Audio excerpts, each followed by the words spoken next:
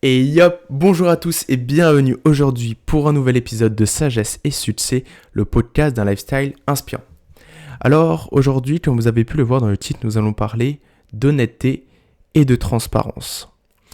Ce sujet, il m'est tout simplement venu parce qu'un jour, je suis tombé sur une vidéo sur les réseaux sociaux. Et dans cette vidéo, il y a une femme qui explique justement cette différence entre honnêteté et transparence. Et elle disait qu'elle souhaitait un homme transparent. Et c'était ce qu'elle souhaitait dans sa vie. Et donc, je vais vous mettre l'extrait juste ici, et puis on en rediscute juste après. I don't like honesty. I like transparency. Let me explain the difference. Honesty is I ask you, hey babe, who were you at dinner with? Yeah. And you tell me the truth. That means you're being honest. Transparency is, hey baby, I got dinner at 7 with James, Nathan, and his assistant, Sarah's gonna be there. That's transparency. So now guess what? You were forthcoming. Yeah. You told me what it was. Yeah. And so now I trust it.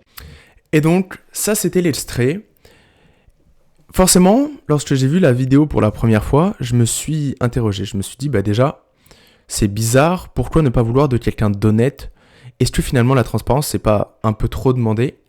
Et puis même, tout simplement, est-ce que moi j'ai été capable d'être transparent ou être honnête ? Même vous, posez-vous cette question, est-ce que vous êtes quelqu'un d'honnête ou de transparent ? Mais avant de donner une réponse à cette question, je me suis dit, finalement, à première vue, c'est difficile de différencier la transparence et l'honnêteté. C'est pour ça que j'ai décidé de me pencher un peu plus sur les définitions et sur ce qui les différencie réellement. Pour l'honnêteté, en fait, c'est le fait de ne pas mentir. C'est le fait de dire la vérité lorsqu'on parle. Donc, cela veut dire aussi qu'on n'est pas forcément obligé de tout dévoiler. Il y a des vérités qu'on n'est pas obligé de dire. Albert Camus, le célèbre écrivain français, disait même « L'honnêteté ne consiste pas à tout dire, mais à ne pas mentir ». Et donc, ça va être là la différence avec la transparence. Parce que la transparence, c'est le fait de tout dire, de tout montrer sans filtre. Dès qu'il y a une émotion qui passe, dès qu'on ressent quelque chose ou dès qu'on a envie de dire quelque chose, on va le dire spontanément. On va venir le raconter. Et donc, finalement, le bilan qu'on peut en faire, c'est que l'honnêteté, nous allons choisir que ce qu'on dit, on considère que c'est juste à dire. On considère que il y a une forme d'utilité à le dire. Alors que la transparence, c'est je dis tout, je peux tout dire, même ce qui pourrait détruire ou ce qui pourrait blesser. La transparence, c'est aussi un peu plus lié à la liberté d'expression. Certains considèrent que la liberté d'expression, c'est tout dire sans forcément se préoccuper de l'avis des autres. Et donc là-dessus, il y a une légère ressemblance aussi. Mais on y reviendra plus tard. Donc d'un côté, nous avons l'honnêteté qui nous laisse le choix de dire quelle vérité on souhaite, et qui nous laisse aussi la réflexion. Est-ce que ça c'est véritablement juste à dire ? Est-ce que c'est important ? Est-ce que ça a vraiment une utilité ? Et la transparence qui est vraiment le fait de se livrer et d'être totalement ouvert. Donc une fois que nous avons éclairé ces deux points, revenons-en à la vidéo et à la vision que cette femme développe. En fait, ce qui est plus fort dans la vidéo et ce qui se cache en réalité, c'est qu'elle soulève un problème majeur. Dans notre société, il y a un manque, et je l'ai déjà dit dans de nombreux épisodes, il y a un manque de personnes de confiance. C'est difficile de trouver quelqu'un de confiance. Et c'est ce qu'elle souligne. Justement en expliquant qu'elle a besoin de cette transparence pour avoir confiance en la personne qui va partager sa vie.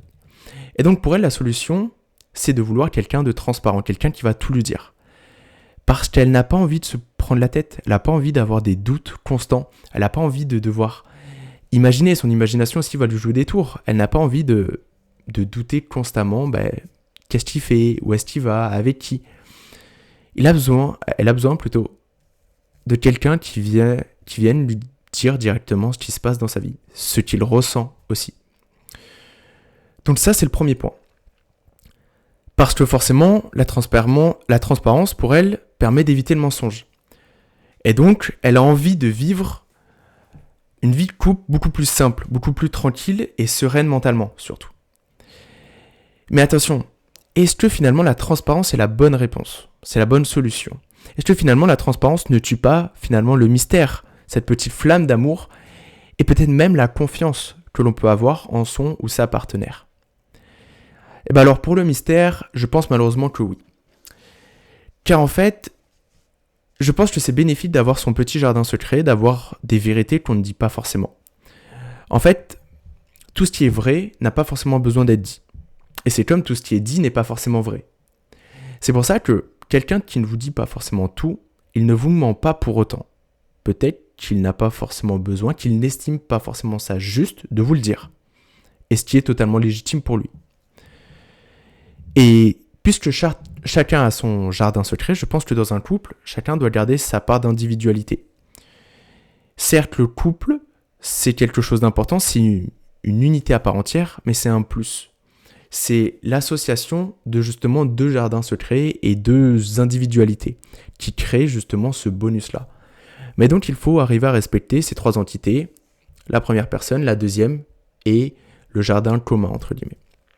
Et donc je trouve que la transparence vient mêler et vient tout mélanger et vient détruire justement cette part d'individualité, puisque s'il y a plus de secret pour son ou sa partenaire, justement le mystère s'effondre et finalement tout est commun. Maintenant, permettez-moi de revenir du coup à la confiance. Nous avons parlé du mystère, mais maintenant la confiance. Je pense que malheureusement, la transparence tue également la confiance. Car la confiance ne découle pas de la transparence. Ce qu'elle dit dans sa vidéo, c'est qu'il faut que la personne avec qui elle va vivre, qu'elle choisit, soit transparent, puis ensuite elle va pouvoir avoir confiance en cette personne. Mais moi je pense qu'elle se trompe de sens. Il faut d'abord avoir confiance et être en confiance pour pouvoir être totalement transparent et se livrer. Mais vous pouvez vous-même faire l'exemple et faire l'exercice. Est-ce que vous allez raconter toute votre vie à quelqu'un que vous connaissez très peu ? Déjà un inconnu, pas du tout. Est-ce que vous allez raconter votre vie à un collègue, un camarade de classe que vous voyez de temps en temps ? Je pense que vous allez plutôt réserver ce type d'informations pour des amis proches, votre famille. Parce que, comme je l'ai dit dans la définition, la transparence demande de se livrer, de se mettre à nu, de montrer nos faiblesses, nos forces.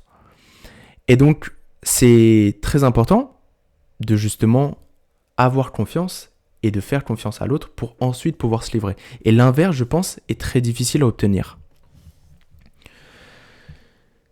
Vouloir aussi imposer le fait d'être transparent peut émettre des doutes chez la personne d'en face.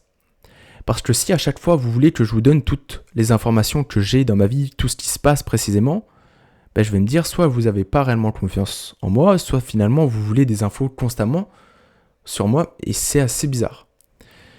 Donc là aussi, la confiance en prend un coup. Si vous n'êtes pas capable de faire confiance en votre partenaire, finalement, ça sert à rien de se lancer dans une relation. C'est pour ça que je disais que la confiance vient avant. Parce que la confiance se construit finalement dans la période de flirt, et ensuite quand vous vous mettez ensemble, la confiance doit être déjà présente.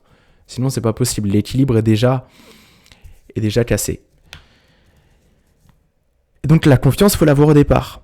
Dans l'amour, en fait, ce qui est beau, c'est que nous devons pouvoir faire confiance un peu les yeux fermés, sans forcément tout savoir, tout connaître de l'autre. Parce qu'on ne peut pas tout connaître. Même des personnes après 40, 50 ans de mariage, ils n'arrivent pas à se connaître parfaitement. Ils arrivent à se comprendre, et ça va être là la différence. Mais parce que l'amour n'a pas besoin de tout voir pour être vrai, pour être unique, pour être pur. En fait, l'essentiel, c'est d'arriver à comprendre la personne avec qui vous vivez, avec qui vous souhaitez partager votre vie. En fait, la comprendre, c'est ne pas la juger. La comprendre, c'est arriver à, sans forcément savoir pourquoi, accepter qu'elle soit comme ça, qu'elle prenne ce type de décision, ou qu'elle vous dise certaines choses. Et c'est ça, finalement, la véritable beauté de l'amour. Après, cependant, si vous avez des besoins de transparence sur tel ou tel sujet pour répondre à des blessures ou pour juste votre besoin, ça peut se comprendre. Et justement, comme je l'ai dit, la personne va essayer de répondre à vos besoins. Donc, si vous en avez, demandez-lui. Et c'est là où la communication, par contre, va être votre solution. C'est à vous de communiquer, là, sur tel sujet. Écoute, j'ai besoin que tu sois un peu plus transparent parce que ça me permet de me rassurer. Et le fait d'être rassuré, c'est totalement bénéfique et légitime. Cependant, attention. Si vous demandez ou exigez certaines choses de votre partenaire, il va falloir aussi être capable de répondre à ses besoins en retour. Et il va pas falloir que l'énergie circule que dans un sens. Il va falloir que ce soit du donnant-donnant. Et ça aussi, c'est très important, de répondre aux besoins de chacun. Donc, pour conclure, Peut-être qu'aimer, c'est savoir doser. En fait, aimer, c'est garder cet équilibre. Marcher sur un fil, les yeux fermés, main dans la main. Être honnête avec l'autre, oui. Être transparent, seulement si c'est pour construire, pas forcément pour détruire ou blesser. Je pense que ne vouloir que l'un des deux, donc soit que de l'honnêteté ou que de la transparence, ça peut pas marcher. Je pense qu'il faut toujours un mix des deux. Je trouve que le mélange peut très très bien marcher si la communication justement rentre dans ce jeu. Et en revanche, comprendre l'autre, savoir et accepter quand est-ce qu'il a besoin d'un peu plus d'honnêteté et d'un peu plus de transparence de tel ou tel côté, c'est finalement, je pense, la clé ultime pour trouver l'harmonie dans ce couple et trouver cet équilibre sur le fil qui évitera les doutes, le manque de confiance et le déséquilibre.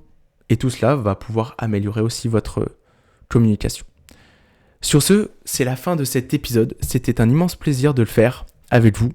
J'espère qu'il vous a plu. Voilà, j'ai essayé de changer, de m'inspirer d'une vidéo. En tout cas, n'hésitez pas à commenter, à liker, à vous abonner de partout. Ça me fait extrêmement plaisir. Sur ce, à bientôt pour un nouvel épisode. Ciao!